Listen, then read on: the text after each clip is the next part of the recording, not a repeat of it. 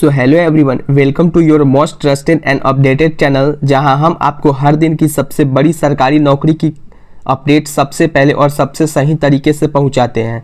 दोस्तों, आज की वीडियो है बिहार पंचायती राज भर्ती, जिसमें आपको लिपिक के पदों पे यानी कि एलडीसी वैकेंसी के बारे में हम आपको इस वीडियो में बताने वाले हैं कि एलडीसी की नई बहाली का ऑफिशियल अपडेट जो था वो आ चुका है। और सबसे खास बात यह इसमें है कि अगर आपने सिर्फ 12वीं पास किया है यानी कि इंटर पास किया है तो आप भी इस पदों के लिए अप्लाई कर सकते हैं। जी हाँ दोस्तों, आपने बिल्कुल ही सही सुना, सिर्फ आपके पास 12th पास होनी चाहिए और इसके लिए आप एलिजिबल हो जाएंगे। तो अगर आप लंबे समय से किसी सरकारी जॉब की तलाश में थे या फिर आप यह मौका आपके लिए गेम चेंजर भी साबित हो सकता है, तो इस वीडियो में हम आपको डिटेल में बात करने वाले हैं, जैसे कि एलिजिबिलिटी क्राइटेरिया क्या रहने वाली है, एज लिमिट क्या होगी, सिलेक्शन प्रोसेस कैसे होगा और एप्लीकेशन स्टार्ट डेट कब से है और कहां से आपको फॉर्म भरते वक्त किन किन बातों का ध्यान रखना है। तो यह सब आपको बिल्कुल सिंपल लैंग्वेज में एक्सप्लेन किया जाएगा। सो मेक श्योर आप वीडियो को पूरा एंड तक जरूर देखिएगा, कहीं भी स्किप मत कीजिएगा वरना जरूरी जानकारी मिस हो सकती है।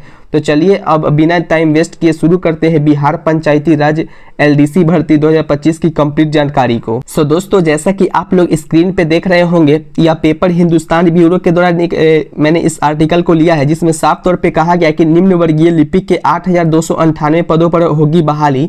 अधियाचना भेजी जा चुकी है, जो कि इसमें देखते हैं इस लेख में क्या कहा गया है। तो पंचायती राज विभाग ने निम्न वर्गीय के लिपिक के 8,298 रिक्त पदों पर नियुक्ति के लिए सामान्य प्रशासन विभाग से रोस्टर क्लियरेंस के उपरांत बिहार कर्मचारी चयन आयोग को इसमें अधियाचना भेज दी है, जिसका जल्द ही प्रतियोगी परीक्षा नियुक्त होने वाली है।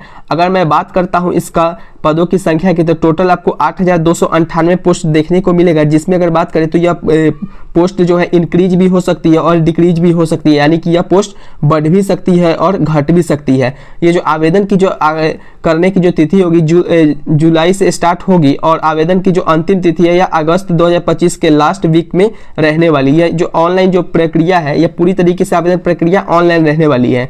अब दोस्तों बात करता हूं कुछ एलिजिबिलिटी क्राइटेरिया के बारे में। तो सबसे पहले एलिजिबिलिटी क्राइटेरिया में उम्मीदवार जो है वो भारत का नागरिक होना चाहिए। स्पेशली इसमें कहा गया कि आप भारत के नागरिक होने चाहिए और आपने किसी भी स्ट्रीम से आपने 12वीं पास किया हो, चाहे आपके पास साइंस की डिग्री हो या फिर आपके पास कॉमर्स की डिग्री हो या फिर आपके पास आर्ट्स की डिग्री हो, तब आप इस फॉर्म के लिए अप्लाई कर सकते हैं। लेकिन इसमें एज लिमिट की बात करें तो कैटेगरी वाइज इसमें अलग अलग रखा गया है। अगर बात करता हूं जनरल कैटेगरी के लिए, तो 18 वर्ष से लेकर के आपको 37 वर्ष तक का आपको इसमें देखने को मिलता है जनरल कैटेगरी के लिए। लेकिन अगर ओबीसी कैंडिडेट की बात करें तो 18 साल से लेकर के 40 साल तक इसमें आपको एज रिलैक्सेशन देखने को मिलता है।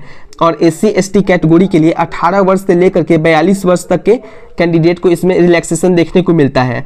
तो दोस्तों अब बात कर लेता हूं कुछ जरूरी डॉक्यूमेंट को, जो आपके पास आवेदन करने से पहले आप लोगों को रखना बेहद ही ज़्यादा जरूरी है, तभी आप इस फॉर्म के लिए एप्लीकेबल माने जाएंगे। सबसे पहले मैं बात करता हूं तो आधार कार्ड आपको सबसे फर्स्ट डॉक्यूमेंट में आपको रहना चाहिए और पैन कार्ड तो बहुत ही ज़्यादा आवश्यक है। अगर जाति प्रमाण पत्र है तब आप अगर आपको जाति प्रमाण पत्र जब आप लगा रहे हैं तो आपको पास एज रिलैक्सेशन अगर लेना है तो जाति प्रमाण पत्र लगाइए, अथवा आप नहीं भी लगाइएगा तो इसमें आपको कोई दिक्कत नहीं होने वाली है।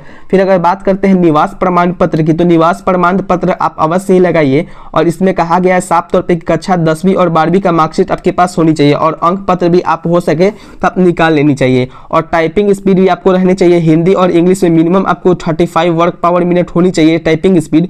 और इसमें आपको एक सिग्नेचर चाहिए, जो कि सिग्नेचर जब फॉर्म अप्लाई कीजिएगा तो उसमें आपसे मांगा जाएगा। और एक पासपोर्ट साइज फोटो होनी चाहिए, जो कि आप पहले से ही लेकर के रख लेंगे। और एक वैध ईमेल आईडी होनी चाहिए। वैध ईमेल आईडी का मतलब होता है दोस्तों कि वह ईमेल आईडी आपके पास चालू होना चाहिए और मोबाइल नंबर भी आपके पास चालू होना चाहिए। यानी कि कहा गया कि मोबाइल नंबर जो रहेगा या फिर ईमेल रहेगा वो हमेशा आपके पास रहनी चाहिए, ओपन रहनी चाहिए। ऐसा नहीं कि मोबाइल नंबर आप किसी और का दे दें और आपको कोई अपडेट आए इसमें तो आपको पता भी न चले, क्योंकि इसमें टाइम टाइम पे अपडेट भी आती रहती है। इसलिए आप इसमें वैध ईमेल और मोबाइल नंबर अवश्य दीजिएगा।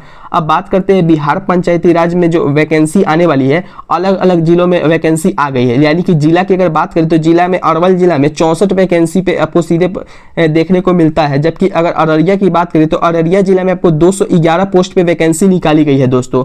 अगर मैं औरंगाबाद की बात करूं तो औरंगाबाद जिले में 202 पदों पे वैकेंसी आई है। और बेगूसराय में अगर बात करें तो बेगूसराय जिला में 182 वैकेंसी देखने को मिलती है, जो कि लोअर डिवीजन कलर के ऊपर है।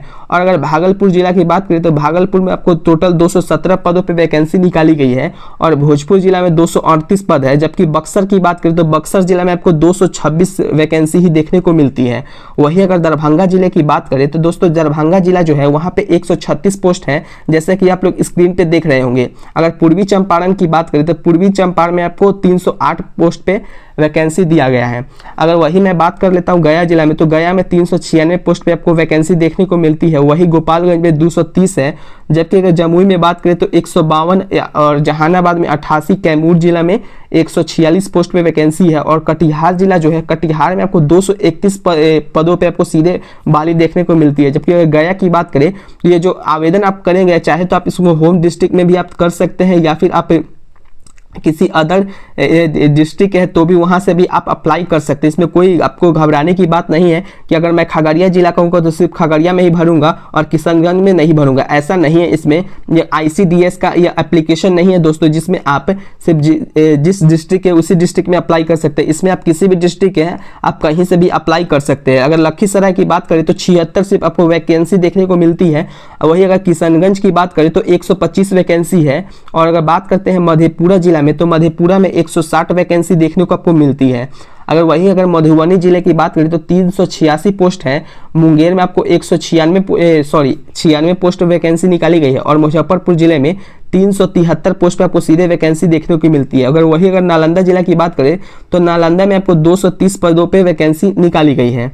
फिर मैं बात करता हूँ नवादा जिला की, तो नवादा में आपको 182 पदों पे आपको सीधे वैकेंसी देखने को मिलती है। पटना जिला की बात करें तो सबसे ज़्यादा आपको पटना में ही देखने को मिलता है, जो कि 309 पदों पे वैकेंसी आपको निकाली गई है। फिर बात करते हैं पूर्णिया जिला में, तो जो पूर्णिया जिला है दोस्तों वहां पे आपको 230 पदों पे वैकेंसी देखने को मिलती है। अगर मैं बात करूं रोहतास जिले की, तो रोहतास में आपको 229 पदों पे वैकेंसी आपको देखने को मिलते हैं। यानी कि सभी जिले में अलग अलग आपको वैकेंसी देखने को मिलते हैं जिसमें पोस्ट अलग अलग इसमें दिया गया। और सहरसा की बात करें तो 135 है। समस्तीपुर में आपको 346 है, यानी कि पटना में सबसे ज्यादा नहीं बल्कि समस्तीपुर में आपको 346 पोस्ट देखने को मिलती है दोस्तों। इसलिए मेरा अगर जो रिक्वेस्ट रहेगा कि आप लोग अगर समस्तीपुर से अगर अप्लाई करें तो बहुत ही ज्यादा आप लोग को बेनिफिट देखने को मिल सकता है। और सारण जिला की बात करें तो सारण जिला में आपको 318 पोस्ट देखने को मिलते हैं। जी हाँ दोस्तों, बिल्कुल आपने सही सुना, 318 पोस्ट है सारण जिला में। और शेखपुरा में अगर बात करें तो शेखपुरा में आपको 49 पदों में वैकेंसी देखने को मिलती है। जबकि अगर शिवहर जिले की बात करें तो शिवहर में आपको 53 ही वैकेंसी देखने को मिलती है। और सीतामढ़ी जिले में 258 पोस्ट है। जबकि मैं बात करूं सिवान जिले की, तो सिवान में आपको 283 वैकेंसी देखने को मिलती है। वैसे है अगर सुपौल की बात करें तो सुपौल में मेरा 174 वैकेंसी देखने को मिलता है। जिसमें अगर वैशाली जिले की बात करूं, यानी कि जो मेरा होम डिस्ट्रिक्ट है, उसमें अगर बात करूं तो 278 पोस्ट देखने को मिलती है। इसलिए मेरे वैशाली वासियों से अनुरोध होगा कि आप भी यहां से फॉर्म अप्लाई कर सकते हैं। पश्चिमी चंपारण में अगर देखें तो 303 पदों पे वैकेंसी निकाली गई है। अब दोस्तों मैं बात कर लेता हूं टोटल पदों की। तो टोटल आपको 53 वैकेंसी देखने को मिलती है, जो कि आपको अलग अलग स्टेट में अलग अलग डिस्ट्रिक्ट में अलग अलग वैकेंसी आपको इसमें पोस्ट देखने को मिलता है। लेकिन सबसे पहले इसमें कहा गया कि आपके पास कंप्यूटर का नॉलेज होना चाहिए, यानी कि कंप्यूटर के जो टाइपिंग होते हैं वो भी आपको आना चाहिए चलाने, और यानी कि बेसिक आपके पास रहना चाहिए। और हिंदी और इंग्लिश का साफ तौर पर कहा गया कि टाइपिंग टेस्ट इसमें आपको के लिए आपको बुलाया जाएगा। अगर आप बिहार पंचायती राज जो LDC वैकेंसी है उसके लिए आपको 3 चरण में एग्जाम लिया जाएगा। जैसे कि फर्स्ट रहेगा आपका CBT एग्जाम रहेगा, जिसमें से आपको मैथ और जनरल साइंस और तर्कशास्त्र और कंप्यूटर ज्ञान के बारे में और इंग्लिश और हिंदी टाइपिंग जो होगा उसके बारे में दिया जाएगा। और जिसमें आपको एग्जाम के अगर कंडक्ट करवाने की बात करें तो आपका एग्जाम बिहार SSC यानी कि बिहार कर्मचारी चयन आयोग आपका इससे एग्जाम लेगा। अब बात करते हैं दोस्तों बिहार पंचायती राज विभाग में आपसे कितने फीस लिए जाएंगे। तो ये अलग अलग कैटेगरी के लिए अलग अलग फीस रखा गया है। जैसा कि आप लोग स्क्रीन पे देख रहे होंगे, ये जनरल और OBC और EWS कैंडिडेट के लिए 500 रुपया रखा गया है दोस्तों। जी हाँ दोस्तों, बिल्कुल आपने सही सुना, सिर्फ 500 रुपये में आपको एक गवर्नमेंट जॉब मिल जाएगा। अगर SC ST कैटेगरी के लिए बात करें या फिर PWD की या फिर ऑल फीमेल कैंडिडेट के लिए, चाहे आप जनरल OBC या फिर EWS के हो, तो आपके लिए सिर्फ 150 रुपया लगने वाला। यह सिर्फ फीमेल के लिए है, चाहे आप किसी भी कैटेगरी को, इससे आपको कोई भी आपको डिफरेंस नहीं पड़ता है। नेक्स्ट अगर बात करते हैं, अब बात करते हैं एप्लीकेशन प्रोसेस की। तो एप्लीकेशन प्रोसेस आपको कैसे होगा, सबसे पहले दोस्तों आपको बिहार स्टाफ सिलेक्शन के ऑफिशियल वेबसाइट पे जाना है। वहां पे जाने के बाद आपको एक लिंक मिलेगा जिस पे आपको अप्लाई लिंक पे आपको क्लिक करने के बाद आपको सबसे पहले रजिस्ट्रेशन करना पड़ेगा, जिसमें आपको OTR भी कहा जाता है।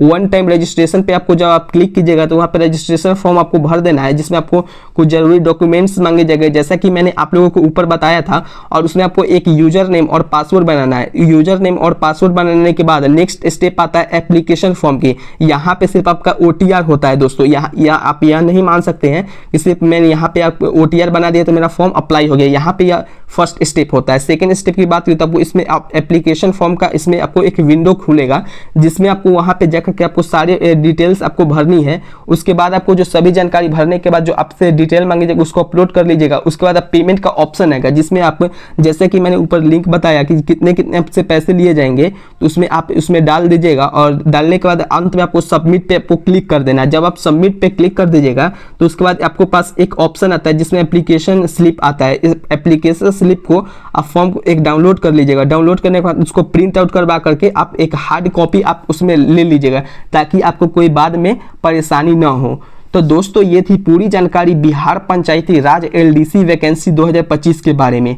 8,298 पद है, वो भी सिर्फ 12वीं पास वालों के लिए। तो ऐसा सुनहरा मौका में मुझे लगता है कि आज तक ये हर दिन नहीं आता है। अगर आपको वीडियो पसंद जरा भी आई हो, तो आपने कुछ नया सीखा हो, तो प्लीज़ इस वीडियो को लाइक जरूर कर दीजिएगा। यह हमारी मेहनत का रिवॉर्ड होता है। और हाँ, अगर आप चाहते हैं कि आपको ऐसी सरकारी नौकरी अपडेट सबसे पहले और सबसे ऑथेंटिक सोर्स से मिलती रहे, तो अभी के अभी चैनल को सब्सक्राइब जरूर कर दीजिएगा और पास में जो बेल आइकन है उसे जरूर दबाएं, क्योंकि हम हर दिन लाते हैं फ्रेश वैकेंसीज, लेटेस्ट नोटिफिकेशन और फुल डिटेल वीडियोस, स्पेशली आपके फ्यूचर को ध्यान में रखते हुए।